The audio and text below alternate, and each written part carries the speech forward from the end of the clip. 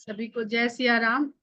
रामचरितमानस दोहा संख्या 329 बालकांड में बालकांड लगभग अपनी संपूर्णता की ओर बढ़ रहा है। तो दोहे में कह रहे हैं तुलसीदास जी की देई पान पूजे जनक दशरथ सहित समाज जनवासे ही गवने मुदित सकल भूप सिरताज। जवनार कराया, जवनार करवाने के बाद आचमन करवाया, आचमन करवाने के पश्चात जनक जी ने दशरथ जी और उनके साथ उपस्थित सारे समाज को पान दे करके उनका सम्मान किया। और पान को प्राप्त करने के बाद राजा दशरथ जो सभी राजाओं के शिरोमणि के समान है। देखिए तो यहाँ पर गोस्वामी जी सिरताज बड़े खूबसूरत अंदाज में, जो उर्दू का शब्द या फारसी का शब्द होगा शायद बेसिकली सरताज, उसका प्रयोग करते हैं। पर सरताज के साथ वो सिरताज लिख देते हैं, क्योंकि हिंदी में सर नहीं कहा जाता है, सिर कहा जाता है। शीर्ष से सिर बनता है। जब हम लोग अपनी योग क्लास में सर बोल देते हैं तो डांट पड़ती है कि सर कुछ नहीं होता, सिर कहा करें। तो उन्होंने मिला दिया है और सिरताज कह के राजा दशरथ को संबोधित कर रहे हैं कि बड़े ही आनंद मन के साथ वो जनवासे की ओर गमन किए राजा दशरथ। नित नूतन मंगल पुरमाही निमिष सरिस दिन जामिनी जानी। अब विवाह हो गया है और सारा जो समय है वो बहुत आनंद मंगल के साथ बीत रहा है। तो रोज ही नित्य ही नया मंगल उस नगर में मनाया जाता है, अनुभव किया जाता है। और निमिष सरिस दिन जामिनी जाही, दिन और रात निमिष एक जो पल होता है, जो पलक के झपकने का पल होता है, उस पल की तरह दिन बीतते जा रहे हैं। जो आनंद के दिन होते हैं, हम इस देखिए समय अपनी गति से चलता है, पर हम इस अवस्था में हो जाते हैं उस समय कि हमको समय का अंदाजा नहीं होता है और एक तरह से काल से मुक्त हो जाते हैं। बड़े भोर भूपति मनि जागे जाचक गुण गण गावन लाए। बहुत भोर होते ही राजा दशरथ भूपत राजाओं के शिरोमणि जाग जाते हैं और याचक उनके गुणों का गान करने लगते हैं। क्यों गान करने लगते हैं? क्योंकि याचकों को पता है कि नित्य भोर में जब उठते हैं, दैनिक क्रिया से निवृत्त होकर फिर दान इत्यादि करना शुरू हो जाता है, तो वो फिर उनका गुणगान करने लगते हैं और इस बात से संतुष्ट होने लगते हैं कि हमको फिर कुछ ना कुछ प्राप्त होगा। देख कुंवर बर बधुन समेता किम कही जात मोद मन जेता। और राजा दशरथ वर को वधुओं के साथ जब जब देखते हैं तो उनके मन में जितना मोद उत्पन्न होता है वो कैसे भला कहा जा सकता। प्रात क्रिया करिगे गुरु पाही महाप्रमोद प्रेम मन माही। प्रात क्रिया से निवृत्त होने के पश्चात राजा दशरथ गुरु के पास जाते हैं और महाप्रमोद प्रेम मन माही, उनके मन में इस समय परम आनंद की, महापरम आनंद की जो अवस्था है और जो प्रेम है उससे सराबोर हैं। कर प्रणाम पूजा कर जोरी बोले गिरा अमीय जन बोरी। गुरुदेव को प्रणाम और सम्मान करने के पश्चात अमृत से डूबी हुई वाणी में कहते हैं, बोर देना अवधि में डुबो देने को कहते हैं, बोर देना, इसको बोर दो उसमें। तो उसको जिसको कहते हैं ना बूढ़ा, जो बूढ़ गया, डूबने को बूढ़ा कहते हैं, उसी से बोरा शब्द बनता है। तुम्हारी कृपा सुनहु मुनि राजा भयऊ आज मैं पूरन काजा। अपने गुरु वशिष्ठ जी से कहते हैं कि हे मुनिराज, ये जो आनंद और प्रेम की परम अवस्था हमें प्राप्त हो रही है, ये सब आपकी कृपा का परिणाम है। तो एक एक जगह, एक एक चरित्र के द्वारा हम देखते हैं, खासकर जो अयोध्या के चरित्र हैं, कि वहां पर कर्ता भाव से मुक्त हैं। हम कर्ता भाव से जितना मुक्त रहते हैं उतना ही आनंद और प्रेम की अवस्था हमारे भीतर बढ़ती जाती है। आनंद और प्रेम की अवस्था बढ़े और हम भाव अपने ऊपर ले लें कि हमने ऐसा पुत्र था, हमने ऐसा इसको पाल पोस के बड़ा किया कि आज हमको ये दिन देखने को मिला, तो ये कर्ता भाव ही हमको दुख में डाल देता है। अब दशरथ जी दुख में पड़े वो एक अलग बात है, उसके पीछे अन्य बहुत सारे कारण। तुम्हारी कृपा सुनो मुनि राजा भयऊ आज मैं पूर्ण काजा। आपकी ही कृपा से आज मैं पूर्ण काम हो गया हूँ। अब सब विप्र बोलाई गोसाई देहु धेनु सब भांति बनाई। अब राजा दशरथ जो ये बात कह रहे हैं कि आज मैं आपकी कृपा से पूर्ण काम हुआ हूं, तो दशरथ जी का क्या भाव है। ज्यादातर मनुष्य जो होते हैं अपने भूतकाल को, अपने अतीत को भूल जाते हैं, क्योंकि उनको पुत्र नहीं था। एक बार भूपति मन माही भई गलानी मोरे सुत नाही। तो ये जो ग्लानि उनके मन में भरी थी, तो इस ग्लानि से उन्हें छुटकारा किसने दिलाया था? गुरु वशिष्ठ ने, उनके कुल गुरु ने।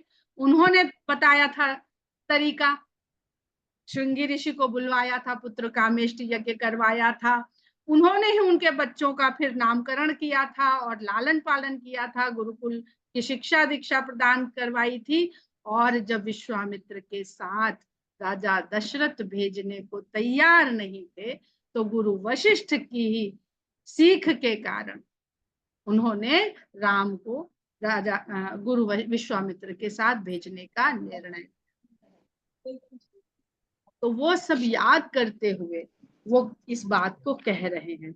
अब सब विप्र बोलाई गोसाई देहु धेनु सब भांति बनाई, सुनि गुरु करि महिपाल बढ़ाई, पुनि पठाए। कहते हैं कि अब सभी ब्राह्मणों को बुलवाइए, हे गोस्वामी जी सब ब्राह्मण लोगों को बुलवाइए और देहु धेनु सब भांति बनाए। गायों को, धेनुओं को सब भांति से बनाकर यानी सजा संवार कर ब्राह्मणों को दिलवाइए। सुनि गुरु करि महिपाल बढ़ाई। इतना सुनकर गुरु राजा की प्रशंसा करने लगे और उन्होंने तुरंत मुनियों के समूह को बुलवा भेजा। वामदेव अरुदेव ऋषि बाल्मीकि जाबाली, आए मुनिबर निकर तब कौशिकादि तपसार। जैसे ही गुरु वशिष्ठ ने ये व्यवस्था करी, वैसे ही वामदेव, देवर्षि नारद, वाल्मीकि, जाबाल, विश्वामित्र आदि जैसे तपस्वी मुनि लोग वहां पर उपस्थित हुए। दंड प्रणाम सबहि नृप कीन्हे, पूज सप्रेम बरासन। राजा ने सभी मुनियों को दंडवत प्रणाम किया। हम दंडवत प्रणाम भी आप लोगों को बता चुके हैं कि 3 प्रकार से प्रणाम करने की परंपरा रही है, वैदिक काल से लेकर के आधुनिक काल तक। उन सब का क्या तात्पर्य होता है? तो राजा ने सभी मुनियों को, ऋषियों को दंडवत प्रणाम किया और पूज्य सप्रेम बरासन, बहुत प्रेम के साथ उनका सम्मान करके उनको सुंदर आसन प्रदान। 4 लक्ष बर धेनु मंगाई, काम सुरभि समशील सुहाई। उसके पश्चात उन्होंने 4 लाख श्रेष्ठ गौएं मंगाई, जो बिल्कुल काम धेनु के समान गुणों वाली थी। सब विधि सकल अलंकृत कीन्ही, मुदित महिप महिदेवन दीन। सारी गौएं सब प्रकार से आभूषणों से सजाई गई थी और बड़े ही आनंद मन के साथ राजा ने ब्राह्मणों को ये गौएं प्रदान करी। करत विनय बहुविधि नरनाहु, लहु आज जग जीवन। जब वो इन गौओं को, ब्राह्मणों को, मुनियों को दान में दे रहे हैं, तो विनती करते हैं, बहुत प्रकार से विनती करते हुए कहते हैं कि आज ही हमने अपने जीवन का लाभ वास्तव में प्राप्त। जब हम किसी को दान दें तो हम अहंकार के भाव से नहीं भर जाएं कि हमने आज बहुत अच्छा काम, हमको भगवान ने ऐसी सामर्थ्य दी कि आज हम इस दान को कर सके। यह भी सात्विक अहंकार है। भाव ये होना चाहिए कि आज हमको जीवन का लाभ लेने का अवसर इन लोगों के द्वारा मिला, क्योंकि इन्होंने हमको ये अवसर प्रदान किया कि हम दान जैसा कार्य करके लाभान्वित हो सके। ये दान देते समय मनुष्य का भाव होना चाहिए। अब हम देखते हैं कि किस प्रकार एनर्जी का ट्रांसफॉर्मेशन होता है। जिस तरह से जनक जी ने सीता माता का दान किया, जिस तरह से जनक जी ने बहुत अथाह दान, दहेज, हर वस्तु का दान किया, उस सामग्री को प्राप्त करते हैं दशरथ जी, वही एनर्जी ट्रांसफॉर्मेशन हो रहा है। और जब वो किसी को दान दे रहे हैं तो वहां भी उनके भीतर भी विनम्रता का भाव है। वस्तु अपने आप में जड़ तत्व है, लेकिन भाव वस्तु के साथ जब जुड़ता है तो वह उस तरह की एनर्जी से चार्ज हो जाती है। ये संसार में जो एनर्जी चलती है, आवागमन करती है या सराउंडिंग में फिरती रहती है, तो वो होती तो जड़ तत्वों के साथ ही है, लेकिन वो भाव के कारण उसी तरह का रूप लेकर के दुनिया में प्रसारित होती रहती है। तो ये बहुत आवश्यक है कि एक छोटा सा भी काम हम कर रहे हैं तो वहां पर हमारा भाव क्या है। चाहे हम किसी को एक गिलास पानी पिला रहे हैं इतनी गर्मी में, या हम किसी को भोजन करा रहे हैं भंडारे में जाकर के, या हम कोई बहुत बड़ा दान कर रहे हैं, धर्मशाला बनवा रहे हैं, विद्यालय बनवा रहे हैं, क्या बनवा रहे हैं, हमारा भाव वहां पर यही होना चाहिए कि आज एक प्यासा भगवान ने आपके पास भेजा, तो आप घर बैठे एक गिलास पानी पिलाने के पुण्य को घर बैठे प्राप्त। पाई असीस महिसु अनंदा लिए बोली पुनि जाचक वृंदा। इस प्रकार विप्रवर से मुनिवर से आशीर्वाद पा करके राजा आनंद से भर गए, और उसके बाद उन्होंने याचकों के समूहों को बुलवाया। कनक बसन मन हय गय स्यंदन दिए बूझ रुचि रवि कुल नंदन। सूर्य वंश के शिरोमणि राजा दशरथ ने सोना, वस्त्र, मणि, घोड़े, हाथी, रथ, ये सब रुचि के अनुसार, बूझ रुचि, समझ कर बूझ कर किसकी किसमें रुचि है उस तरह की सामग्री याचकों को प्रदान करी। चले पढ़त गावत गुण गाथा जय जय दिनकर, जय जय जय दिनकर कुलनाथा। याचक लोग ये सब सामग्री प्राप्त करके राजा दशरथ के गुणों को गाते हुए और उनकी जयकार करते हुए वहां से प्रस्थान करते गए। एहि विधि राम बियाह उछाहू सकई न बरन सहस मुख जाहू। इस प्रकार राम के विवाह का जो उत्साह है उसको सहस्त्रों मुख वाले शेष भी वर्णन नहीं कर सकते हैं। बार बार कौशिक चरण सी सुनाई कहराऊ, यह सब सुख मुनिराज तब कृपा कटाक्ष पसा। बार बार कौशिक मुनि को यानी विश्वामित्र को भी शीश नवाते हैं राजा, और उनसे ये कहते हैं कि यह सब सुख मुनिराज तब कृपा कटाक्ष पसाऊ।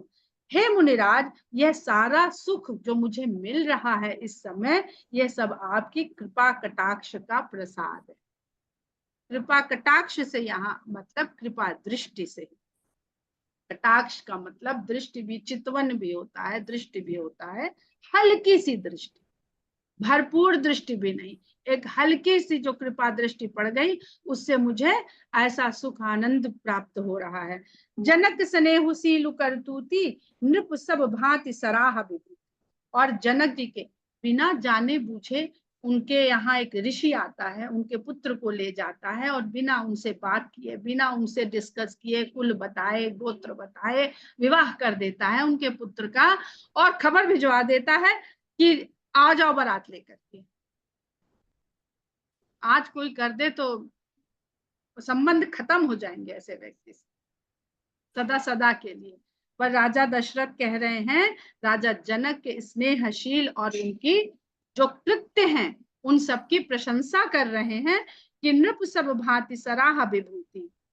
सब तरह से राजा दशरथ, राजा जनक की प्रशंसा कर रहे हैं, उनके विभूति की प्रशंसा कर रहे हैं, उनके वैभव की प्रशंसा कर रहे हैं। दिन उठ विदा अवधपति मांगा, राखहि जनक सहित अनुरागा। वो उठते हैं, भोर होती है, ये सब कार्य करते हैं, रोज नहाते धोते हैं, उसके बाद दान दक्षिणा करते हैं और राजा जनक जी से जाकर के विदा मांगते हैं। और राखहि जनक सहित अनुरागा, जनक जी उनको फिर प्रेम के साथ रोक लेते हैं। नित नूतन आदर अधिकाई दिन प्रति सहस भांति पहुंचाई।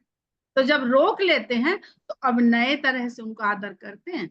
जिस तरह से कल आदर सत्कार कर दिया, जो कल खिला पिला दिया, जो कल मनोरंजन कर दिया, वही नहीं कि बोर हो जाएंगे फिर कह देंगे अब बोर हो गए, हम जाते हैं, अब करें क्या यहाँ पर। तो नित नूतन आदर अधिकारी, कल से अधिक आदर देते हैं कि कहीं ये ना लगने लगे इनको कि अब उबिया गए, अब चाहते हैं कि चले जाओ। हम लोग क्या, मेहमान आता है ना, जिस दिन पहले दिन अतिथि आता है उस दिन पूरी डाइनिंग टेबल बढ़िया से व्यंजनों से सजती है। पहले उसको बढ़िया drink, cold drink, welcome drink पिलाया जाता है, फिर बढ़िया लंच कराया जाता है, फिर शाम को घुमाने ले जाया जाता है, फिर बाहर खिलाया जाता है।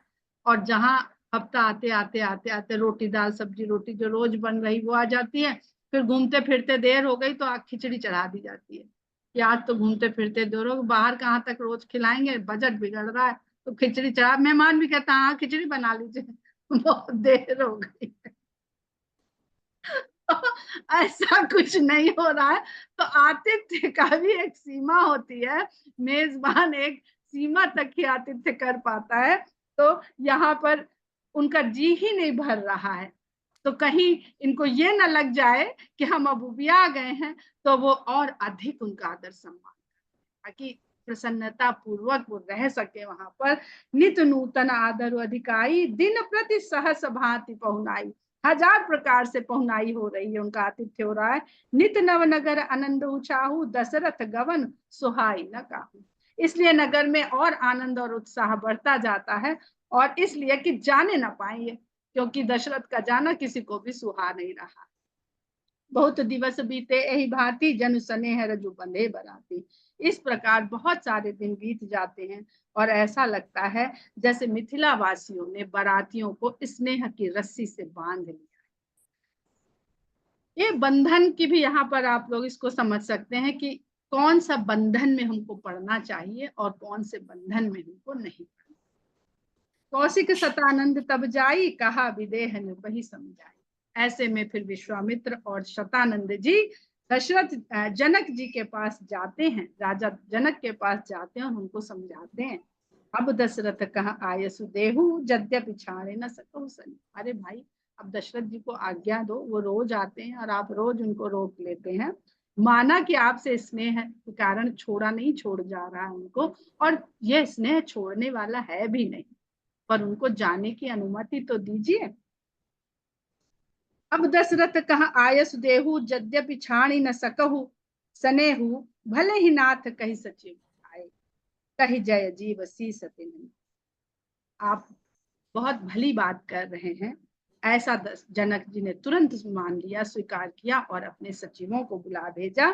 सचिव वहां पर उपस्थित होते हैं, जय जीव कह करके शीश नवाते हैं। पिछली बार जब हम लोगों ने ये पाठ करे थे तो उसमें हम लोगों ने एक छोटा सा अपने लिए एक्सरसाइज करी थी कि जय जीव कहाँ पर और किसको कहा गया है, और एक क्विज भी हम लोगों ने खेला था अगर याद हो तो, राम कुटुंब का जब इवेंट किया था तो वहां पर ये पूछा प्रश्न था कि जय जीव कितनी बार या कहाँ पर किसने किसको कहा है। तो सचिव या मंत्रालय से संबंधित या सचिवालय से संबंधित लोग ही राजा को जय जीव कह के संबोधित किए हैं, अयोध्या में और मिथिला में, राजा दशरथ को और राजा जनक। अवधनाथ चाहत चलन भीतर करऊ जनाऊ, भय प्रेम बस सचिव सुन विप्र सभा। तो आनंद में अगर हम डूब जाएं और अपने कार्यक्रमों से मन जो है हट जाए कि आगे भी कुछ होना चाहिए, तो ऐसे में किन लोगों को आगे आकर के ये निर्णय लेना चाहिए और सचेत करना चाहिए, सजग करना चाहिए। तो देख रहे हैं कि यहाँ पर भी गुरु के द्वारा ही ये कार्य संपादित होता है। तो जीवन में अगर आप दुख में घबराएं तो भी गुरु की शरण में जाएं, और अगर आप बहुत अधिक सुख में मगन हो जाएं, भूल जाएं, तो भी आपको संभालने वाला गुरु आपके पास होना चाहिए। आपको गुरु की शरण में जाना चाहिए। वो गुरु ईश्वर सबके गुरु निर्धारित करता है, ईश्वर ही शिष्य को गुरु प्रदान करता है। तो राजा जनक कहते हैं कि अवधनाथ चाहत चलन, अयोध्यापति चलना चाहते हैं, प्रस्थान करना चाहते हैं, भीतर में जाकर के यह सूचना कर दी जाए। भय प्रेम बस सचिव सुन, अब जो सचिव लोग हैं जिनके इंतजाम करने की सारी व्यवस्था है तो प्रसन्न हो जाते हैं कि इतने दिन से व्यवस्था चल रही तो प्रस्थान की व्यवस्था भी करने का अवसर आया है, तो प्रसन्न होते हैं। भय प्रेम बस सचिव सुन विप्र सभा सदरा, ब्राह्मण लोग, सभा सद लोग और राजा सभी लोग प्रसन्न हो गए, क्योंकि जो अयोध्या से आए हैं वो तो जाना चाहते ही हैं। पुरवासी सुनी चली बराता, बूझत विकल परस्पर बाता। मिथिला के नगर के लोगों को जैसे ही ये पता चलता है कि बारात चलने की तैयारी कर रही है, तो बूझत विकल, एक दूसरे से पूछते हुए सब व्याकुल होने लगे। सत्य गमन सुनि सब बिल खाने, और एक दूसरे से बात करके उन्होंने ये पाया कि ये कोरी खबर नहीं है, अफवाह नहीं, ये सच बात है कि अब राजा दशरथ चलने को तैयार हैं। मनहु सांझ सरसिज सकुचाने, तो ऐसा लगा जैसे संध्या होते ही कमल सकुचाने लगे हैं। जहाँ जहाँ आवत बसे बराती, तह तह सिद्ध चला बहु भांति, विविध भांति मेवा पकवाना, भोजन साजु न जाई।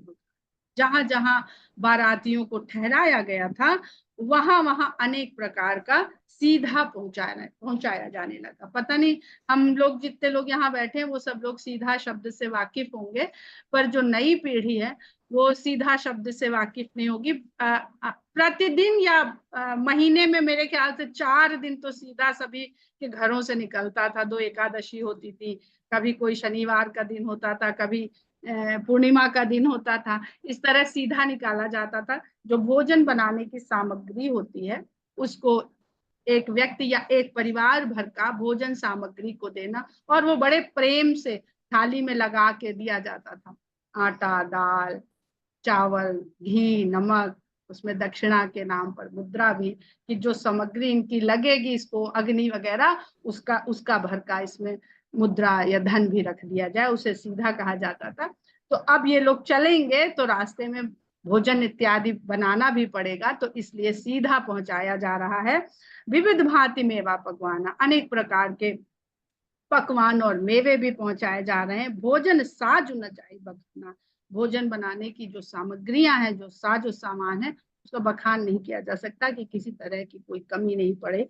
भरी भरी बसह अपार कहारा, पठई जनक अनेक सुस, कहारों के द्वारा बैलगाड़ियों पर भर भर के बहुत सारा सामान भिजवाया जाने लगा, और जनक जी ने अनेक सारी सोने के सामग्री, शैया का सामान भी भिजवाया। तुरग लाख रथ सहस पचीसा, सकल समारे नख अरुसीसा, 1 लाख घोड़े और 25,000 रथ सभी को नख से शिख तक फिर से सजाए गए। जो दिए जा रहे हैं ये नए हैं, जो पहले दिए गए वो नहीं, ये नए दिए जा रहे हैं, और इनको भी उसी तरह सजाया जा रहा है। मत सहस दस सिंदूर साजे, जिन्हीं देख दिस कुंजर लाजे, 10,000 मत वाले बढ़िया हाथी, जिनको देख करके दिशाओं के जो हाथी हैं वो भी लज्जित हो जाएं। ये इस पर भी हम लोग चर्चा कर चुके हैं कि दिग्गज किसको कहते हैं और दिग्गज का अर्थ क्या होता है। कनक बसन मणि भरी भरी जाना, महिषी धेनु वस्तु विधि नाना, सोना, वस्त्र, मणियों से भरे हुए पात्र और भैंस, गाय, विभिन्न प्रकार की वस्तुएं, ये सब भेजी जा रही हैं। दाई जामित न सकिय कही, दीन विदेह बहोरी, जो अवलोकत लोकपति लोक सम, जो दहेज जनक जी के द्वारा फिर से दिया, बहोरी यानी पुनः फिर से दिया गया, उसको देख करके जो लोकपति हैं उनको भी अपनी संपदा थोड़ी मिल दिखाई दे रही है। सब समाज यही भांति बनाई, जनक अवधपुर दीन पठाई, इस प्रकार सारा साजो सामान गाड़ियों में लदवा करके जनक जी ने अयोध्या की ओर उनको भेज दिया। चल ही बारात सुनत सब रानी, बिकल मीन गन जन लघु पानी, बारात चल पड़ी है, सामग्री चल पड़ी, मतलब बारात के जाने का प्रोसीजर शुरू हो गया है। ऐसा सुनते ही रानियां इस प्रकार व्याकुल हो गई, जैसे जल जब कम रह जाए तो मछली छटपटाने लगती है कि अब थोड़े जल में धीरे धीरे ये जल भी लगता है खत्म हो जाएगा। पुनि पुनि सी गोद कर ले ही, गोद कर ले ही दे शीस सिखावन दे, बार बार सीता जी को गले लगाती हैं और उनको विभिन्न प्रकार की शिक्षा देती हैं, आशीर्वाद देती हैं। होइहु संतत पियहि प्यारी, चिर अहिबाद असीस हमारी, तुम सदा ही अपने पिया की प्यारी बनी रहना, और तुम्हारा जो सुहाग है वो चिरकाल तक बना रहे, यही हमारा तुमको आशीर्वाद। सास ससुर गुरु सेवा करेहु, पति रुख लखि आयसु अनुसरे, सास ससुर और गुरु की सेवा करना और पति का रुख देखते हुए उनकी आज्ञा के अनुसार कार्य करना। अति स्नेह बस सखी सयानी, नारी धर्म सिखमई मृदुवानी, और जो सखियां हैं वो स्नेह के साथ सीता जी को स्त्री धर्म, नारी धर्म की शिक्षा बहुत मधुर वाणी के साथ।